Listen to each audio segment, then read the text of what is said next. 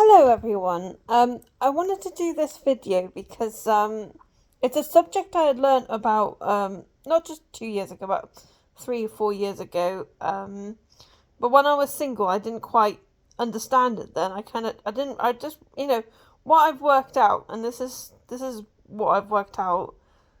I now know what falling in love is.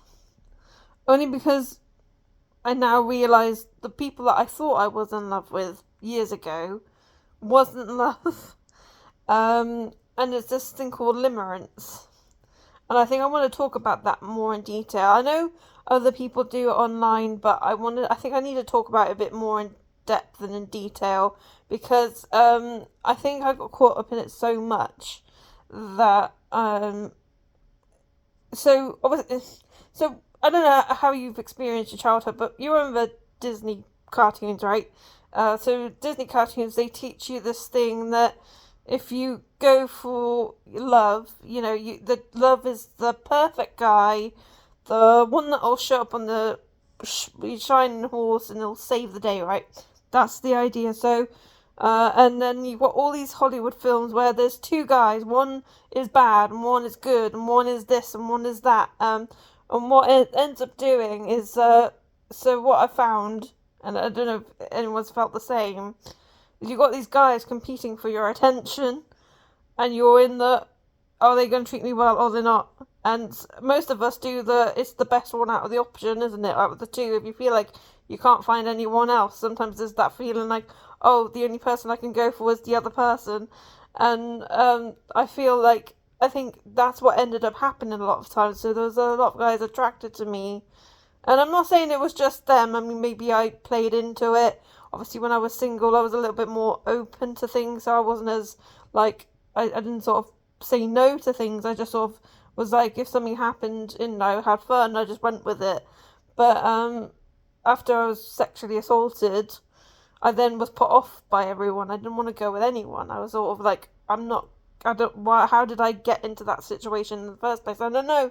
Anyone can get into sexual assault. It doesn't, whether you meet a stranger, whether you meet a friend, whether you know them for life. It's not, it's one of them experiences where you realise that someone's been playing a game with you, and that's the problem. So someone is playing a mental game with you, and when you've come out of situations like that, the one thing you do not want to do is meet someone who plays games with you. And what I have found, and this is, I don't know if anyone else has experienced this, especially after sexual abuse, I found almost all my experiences with people that I've gone to almost go with, there's been some kind of mental game with them. Like, if I say no to them, they'll then go into a friendship, and if they go into a friendship, they tend to want more. And then if you tell them you're not interested, but they do the, oh, but when they're no good.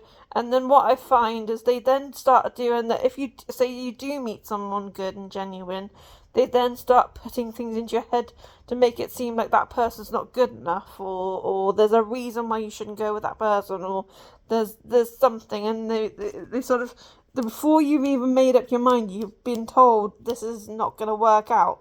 And so before, this would have worked because I would have gone, oh yeah, because there was always somebody that I didn't, that was also not good for me. And they, all guys would play, some people, I'm not saying all guys, but it was sort of like, they'd bring me down because they'd remind me this person's not treating me well. And there'd be proof because that other person wasn't also treating me well. So it made me go, oh, I'm never going to find anyone decent. So, and it got to a point where I got almost hurt. I got to a point where I felt like no matter who I chose, someone at some point was going to hurt me at some point. So I got my head into the idea that someone will hurt me, but I'd have to learn to, get past it or something, or it's something I'm gonna end up going through at some stage in a relationship, that maybe there's gonna be heartbreak and I'll not see it coming or something, and that's part of being in a relationship or something. And it got my head thinking that's the way it's meant to be. And I got stuck in that thought for so long that I put up with anything, even if it was slightly abusive.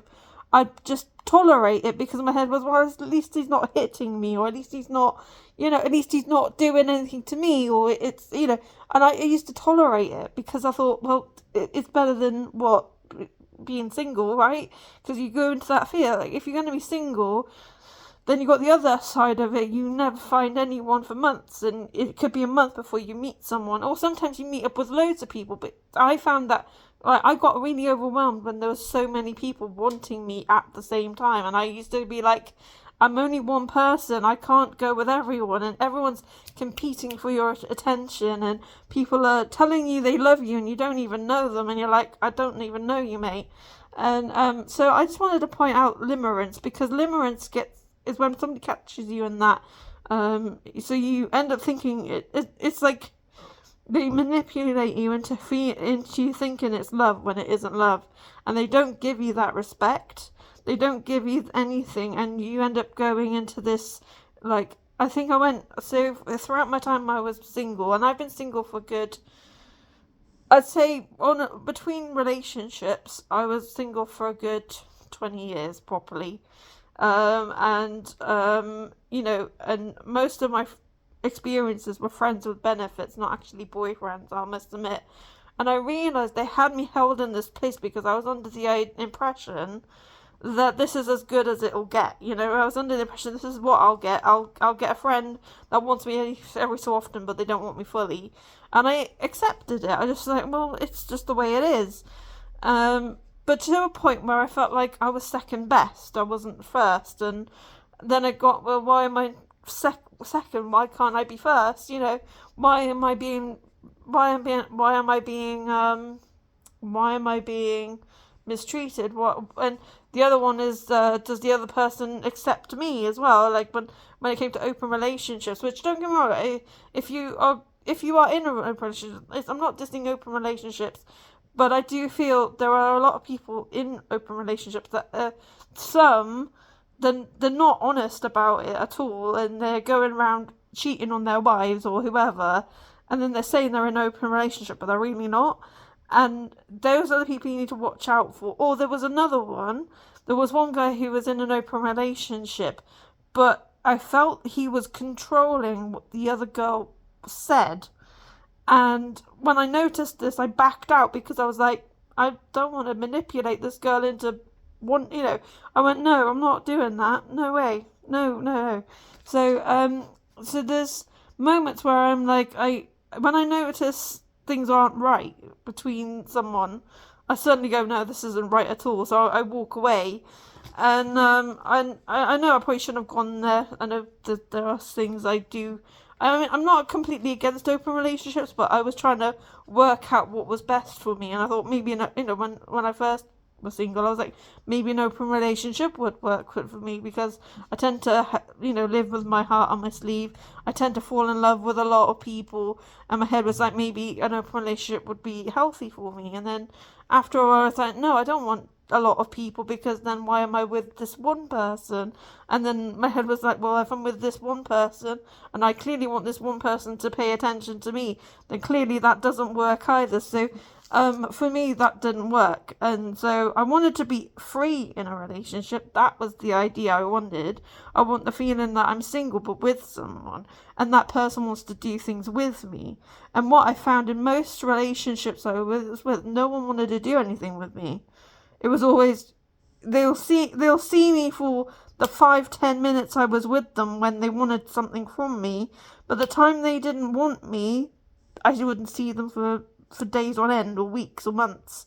And then suddenly they show up at my door, and I'm like, oh, what did you want? Oh, you wanted sex. That was it. And then it worked out that no one really wanted me. They just wanted that. And it got to a point where, and I know, I'm not saying I didn't want sex either, and I know sex is part of people's mentality, that you need to be sexual in order to be in a relationship. And that was in my head for such a long time, that I thought, you need to be sexual in order to be with someone, because that way, that was what means to be in love, right? No. Yes, there is sex in love, and obviously I'm not saying never to have sex, but it's not the basis of a relationship. And what I've then realised being with Mike, and realised it's actually the other way around. It's someone who respects your boundaries but wants to be with you, but doesn't pressure you into a situation you're not comfortable with, and instead is patient with you and takes their time with you, but also keeps, I find with Mike, he knows how to keep his boundaries. If he doesn't feel I'm comfortable around him, he won't go near me, but not like that in a bad way. But we are around each other at times, and there's times where we're not around each other, but it's not because we don't love each other. It's just because what I found is we're together, but we can also be apart from each other. But when we are together and we're doing stuff together, we're having fun. And so I love Mike to bits, and what I've learned is he loves me too. And the reason I know he loves me is because he respects me. And that is what I've learned. If someone truly loves you, they will respect you, they will listen to you, and they will honour you. And that's odd to say, but it's true. And it's not fairy tale stuff, which is what I thought for a while. Like, it's no, it's not fairy tale type of love. It is real love. Real love is respect. Real love is showing up when others won't. Practically my first date wasn't a romantic meal in a restaurant. It was him going with me to a hospital appointment. Now, you probably think, why would you do that? But obviously I have anxiety going to a hospital.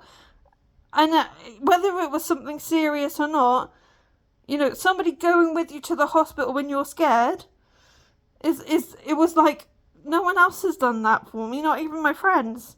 Not judging, it's just, not a friend has reached out and go, oh, do you want me to go to the hospital with you? He wanted to. And I was like, yes, because I get really nervous in hospitals. Even if I'm well, I get nervous that what happens if I catch something and collapse, or what happens if what I've got is more serious than I realise. And it's just one of them things that play in my head. But I try not to think about it, and I try to make sure, I respect the rules of the hospital. But it's just one of them, when you go to a hospital, the worst thing you think of is what happens if I catch something and get ill. And so, so again, anyway, my point is, someone who respects you and cares for you will respect you. But at the same time, if I didn't want him to go to the hospital with me or appointment, I'd be like, no, I don't need you. But he'd be fine with that, but he'd ask me how I am afterwards. And so that's what I found. And I found he's not using me to get sex either. So, some guys do that to get sex out of. He's not, he will have sex with me, but not like he's pushing it onto me. And that's what I found. And I felt for the first time in a long time, I can enjoy a relationship and be somewhat sexual without being pressured to be sexual. And that, for the first time in my life, has opened me up to so many things that I've not experienced in my life. And so now I know I'm in love. I know I have someone important to me who's going to treat me well. And he's not someone you would automatically assume... Sorry, what I mean is what people would describe as the perfect man. But he is in other ways. But what I mean is, no, I won't say. But basically, he's different, and I believe in him so much. I love him to pieces. And I don't think people realise how much I love this person. And so people have been saying to me, I've agreed to marry him 3 months in, and people are going, you're going too fast, and I'm like, no, I'm not going fast enough. If I could marry him tomorrow, I would, but it's just timing, money, and the availability of weddings. If I could, I'd get married to him tomorrow. That's how much I love him. Not because maybe it's a fairy tale thing, it's maybe love at sight, not really. It's because he's tracked me so well in the last, we've actually been together 7 months now, better than most of the relationships I've had in my entire time of being with people, and it's only because I know he's going to show up where I want him to, and because of that I want to show up for him as well, and so we're both showing up for each other, and that's the thing we want. And I think that's something I haven't had in such a long time, and I think that's what I want to share, because I got caught up in this loom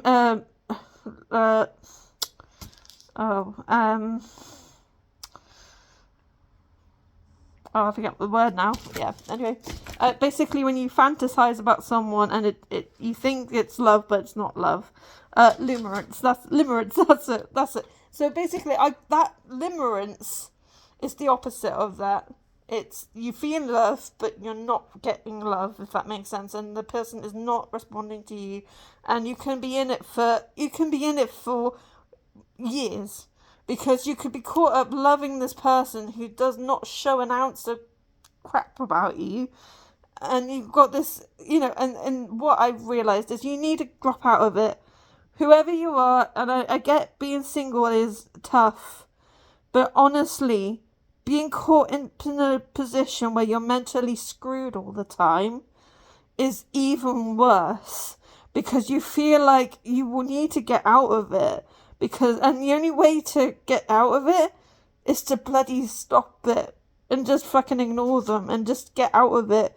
If they're not gonna treat you well, wake up. If they're not calling you all the time and you're calling them all the time, or not even that, like that. What I mean is that they're not even showing you any attention. Just like, you know what, I'm done. Why should I pay attention to someone who's not gonna talk to me? Why should I be told I'm nothing but crap by the person that you want to go with? Why are you putting up with the things that you think are disrespectful? And who for? Is it the fear you won't meet someone? Because I know that fear. This fear I had for ages. Like, I'm not going to meet anyone that decent. And yet I have. And this is what shocked me. For the last year, before meeting him, I thought that was it. I will never get married. I'll never have children. Because I've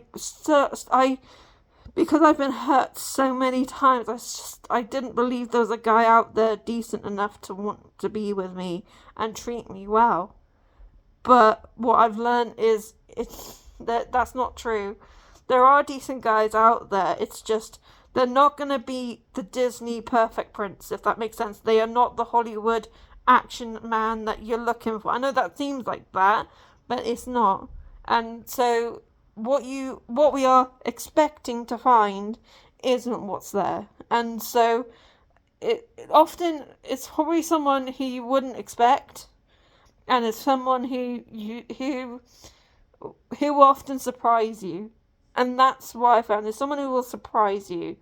You think you won't know them, but you will know them. And once you know them, it's sort of like, even if you're not with them, you will eventually get with them. I know it sounds random, and I thought that too. It's like, it's going to be somebody I know, because I always thought I already knew, but I didn't.